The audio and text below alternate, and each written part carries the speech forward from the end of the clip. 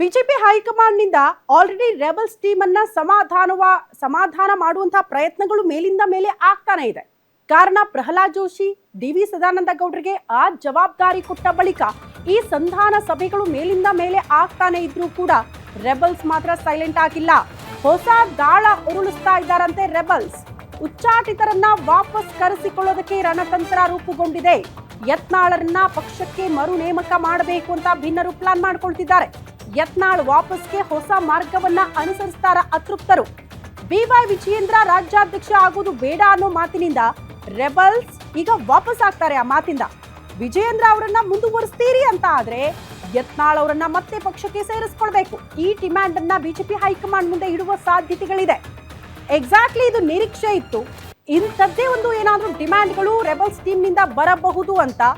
ಆ ಡಿಮ್ಯಾಂಡ್ ಯತ್ನಾಳ್ ಅವರು ಪಕ್ಷದಲ್ಲಿ ಇರಬೇಕು. ರೆಬಲ್ಸ್ ಟೀಮ್ ಮತ್ತಷ್ಟು ಶಕ್ತಿಯುತ ಆಗಬೇಕು, ನಾವು ಮತ್ತಷ್ಟು ಬಲಿಷ್ಠವಾಗಿ ನಿಂತ್ಕೊಳ್ಳಬಹುದು, ಶಕ್ತಿ ಪ್ರದರ್ಶನ ಮಾಡಬಹುದು ಅಂದ್ರೆ ಅದಕ್ಕೆ ಯತ್ನಾಳ್ ಅವರೇ ಬರಬೇಕು.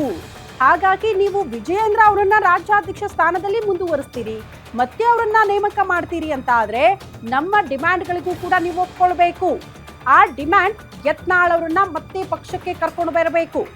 ಇಂಥ ಡಿಮ್ಯಾಂಡ್ಗಳನ್ನ ಬಿಜೆಪಿ ಹೈಕಮಾಂಡ್ ಮುಂದೆ ಇಡೋದಕ್ಕೆ ರೆಬಲ್ಸ್ ಟೀಮ್ ಸಜ್ಜಾಗಿದ್ದಾರೆ ಅನ್ನೋದ್ರ ಡೀಟೇಲ್ ಸಿಗ್ತಾ ಇದೆ. ಸೊ ಒಟ್ನಲ್ಲಿ ಬಿಜೆಪಿ ಹೈಕಮಾಂಡ್ ಈಗ ರೆಬಲ್ಸ್ ಟೀಮ್ ಅನ್ನ ಸಮಾಧಾನ ಮಾಡೋ ನಿಟ್ಟಿನಲ್ಲಿ ಅವರ ಡಿಮ್ಯಾಂಡ್ಗಳಿಗೆ ಒಪ್ಕೊಳ್ಳುತ್ತಾ, ಇದು ಕೂಡ ಕುತೂಹಲ. ಈ ಬಗ್ಗೆ ಮತ್ತಷ್ಟು ಡೀಟೇಲ್ಸ್ ಅನ್ನ ಕೊಡ್ತಾ ಹೋಗ್ತಾರೆ ನಮ್ಮ ಪ್ರತಿನಿಧಿ ಕವನ. ನ್ಯೂಸ್ ರೂಮ್ ಇಂದ ನೇರ ಸಂಪರ್ಕದಲ್ಲಿ ಜಾಯಿನ್ ಆಗ್ತಿದ್ದಾರೆ. ಕವನ, ಎಕ್ಸಾಕ್ಟ್ಲಿ ನಿರೀಕ್ಷೆ ಇತ್ತು ಅಂತ ಅನ್ಸುತ್ತೆ ರೆಬಲ್ ಟೀಮ್ ಏನಾದ್ರೂ ಇಂಥದ್ದೊಂದು ತಂತ್ರಗಾರಿಕೆ ಮಾಡ್ತಾರೆ ಅಂತ. ಈಗ ಅವ್ರನ್ನ ಸಮಾಧಾನ ಮಾಡಬೇಕಾದಂತಹ ಅನಿವಾರ್ಯತೆ ಬಿಜೆಪಿ ಹೈಕಮಾಂಡ್ ಇದೆ. ಸೊ ಇದನ್ನೇ ಈಗ ಪ್ಲಸ್ ಪಾಯಿಂಟ್ ಆಗಿ ಇಟ್ಕೊಂಡು ಯತ್ನಾಳ್ ಅವರನ್ನ ವಾಪಸ್ ಪಕ್ಷಕ್ಕೆ ಸೇರಿಸಿಕೊಳ್ಳುವಂತಹ ಪ್ಲಾನ್ ಹೆಂಗ್ ವರ್ಕೌಟ್ ಆಗುತ್ತೆ ಅಂತ ಇದು.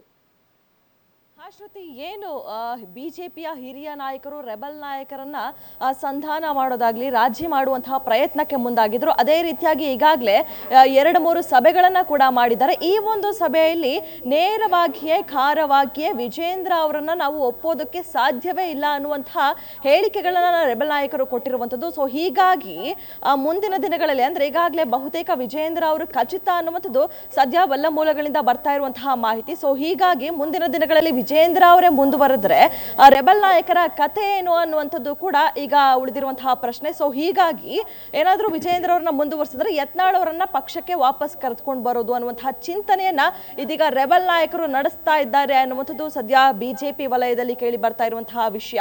ಯಾಕಂದ್ರೆ ಈಗಾಗಲೇ ವಿಜೇಂದ್ರ ಅವರನ್ನ ವಿರೋಧಿಸಿ ವಿಜೇಂದ್ರ ಹಾಗೆ ಅದೇ ರೀತಿಯಾಗಿ ಯಡಿಯೂರಪ್ಪನವರ ಕುಟುಂಬದ ವಿರುದ್ಧ ಸಾಕಷ್ಟು ವಾಗ್ದಾಳಿಯನ್ನ ನಡೆಸಿ ನೇರವಾಗಿ ವಾಕ್ಸಮರವನ್ನ ನಡೆಸಿ ಪಕ್ಷದಿಂದ ಉಚ್ಚಾಟನೆ ಆಗಿರುವಂತಹ ಯತ್ನಾಳ್ ಅವರನ್ನ ಮತ್ತೆ ಪಕ್ಷಕ್ಕೆ ವಾಪಸ್ ಕರೆದುಕೊಂಡು ಬರಬೇಕು. ಅಂದ್ರೆ ಏನು ಸಂಧಾನ ಸೂತ್ರ ಏನು ಬಳಸಿದ್ರೋ ಇದಕ್ಕೆ ಹೊಸ ಮಾರ್ಗ ಅಂತಾನೆ ಹೇಳ್ಬೋದು.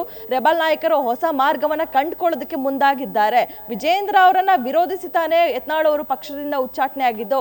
ಹಾಗಾದ್ರೆ ವಿಜೇಂದ್ರ ಅವರನ್ನೇ ಮುಂದುವರಿಸ್ತೀರಾ ಅಂದ್ರೆ ಯತ್ನಾಳ್ ಅವ್ರನ್ನ ಕೂಡ ವಾಪಸ್ ಕರೆದುಕೊಂಡು ಬರ್ಬೋದಲ್ಲ ಅನ್ನುವಂತಹ ಈ ಒಂದು ಡಿಮ್ಯಾಂಡ್ ಅನ್ನ ಇದೀಗ ಬಿಜೆಪಿ ಹಿರಿಯ ನಾಯಕರು ಈಗಾಗಲೇ 2-3 ಸಭೆಗಳನ್ನ ನಡೆಸಿದ್ದಾರೆ. ಮುಂದಿನ ದಿನಗಳಲ್ಲಿ ಮತ್ತಷ್ಟು ಸಭೆಯನ್ನ, ಯಾಕಂದ್ರೆ ಈಗಾಗಲೇ ಮಾಜಿ ಸಚಿವ ಅರವಿಂದ್ ಲಿಂಬಾವಳಿ ಅವರ ಜೊತೆ ಸಭೆಯನ್ನು ನಡೆಸಿರುವಂಥದ್ದು. ಅದೇ ರೀತಿಯಾಗಿ ದಾವಣಗೆರೆ ಕಲಹ ಏನಿತ್ತು ಈ ಒಂದು ವಿಚಾರವಾಗಿ ಬಿ.ಪಿ. ಹರೀಶ್ ಅದೇ ರೀತಿಯಾಗಿ ಮಾಜಿ ಸಚಿವ ಜಿ.ಎಂ. ಸಿದ್ದೇಶ್ವರ ಅವರಿಗೂ ಕೂಡ ಸಭೆಯನ್ನು ನಡೆಸಿದ್ರು. ಆದ್ರೆ ಇನ್ನಿತರ ನಾಯಕರು ಅಂದ್ರೆ ಹೈಕಮಾಂಡ್ ಮಟ್ಟದಲ್ಲಿ ನೇರ ಸಂಪರ್ಕವನ್ನು ಹೊಂದಿರುವಂತಹ ರಮೇಶ್ ಜಾರಕಿಹೊಳಿ ಆಗಿರ್ಬೋದು, ಅದೇ ರೀತಿಯಾಗಿ ಮಾಜಿ ಸಚಿವ ಕುಮಾರ್ ಬಂಗಾರಪ್ಪ, ಇನ್ನಿತರ ನಾಯಕರು ಯಾರ್ಯಾರಿದ್ದಾರೋ ಇವರ ಜೊತೆ ಕೂಡ ಸಭೆ ಮಾಡೋದಕ್ಕೆ ಮುಂದಿನ ದಿನಗಳಲ್ಲಿ ತೀರ್ಮಾನವನ್ನ ಮಾಡ್ತಾ ಇದ್ದಾರೆ. ಸೊ ಹೀಗಾಗಿ ಈ ಒಂದು ಸಭೆಯಲ್ಲಿ ಈ ಒಂದು ಡಿಮ್ಯಾಂಡ್ ಅನ್ನ ಹಿರಿಯ ನಾಯಕರ ಮುಂದಿಡಲು, ಅದೇ ರೀತಿಯಾಗಿ ಈಗಾಗಲೇ ರಾಜ್ಯಕ್ಕೆ ಆಂತರಿಕ ಚುನಾವಣಾ ಉಸ್ತುವಾರಿಯಾದಂತಹ ಶಿವರಾಜ್ ಸಿಂಗ್ ಚೌಹಾಣ್ ಅವರು ಕೂಡ ಆಗಮಿಸಿರುವಂಥದ್ದು. ಸೊ ಹೀಗಾಗಿ ಇವರ ಮುಂದೆ ಕೂಡ ಈ ಒಂದು ಡಿಮ್ಯಾಂಡ್ ಅನ್ನ ಇಡೋದು ಅಂದ್ರೆ ಭೇಟಿಗೆ ಅವಕಾಶ ಏನಾದರೂ ಸಿಕ್ಕರೆ ಈ ಒಂದು ವಿಚಾರವನ್ನ ಮುನ್ನೆಲೆಗೆ ತೆಗೆದುಕೊಂಡು ಬರೋದಕ್ಕೆ ಇದೀಗ ರೆಬಲ್ ಟೀಮ್ ನಾಯಕರು ಸಾಕಷ್ಟು ಚಿಂತನೆಯನ್ನ ನಡೆಸ್ತಾ ಇದ್ದಾರೆ ಅಂತಾನೆ ಹೇಳ್ಬೋದು. ಶ್ರುತಿ. ಓಕೆ ಕವನ, ಧನ್ಯವಾದಗಳು ತಮ್ಮೆಲ್ಲ ಮಾಹಿತಿಗೆ.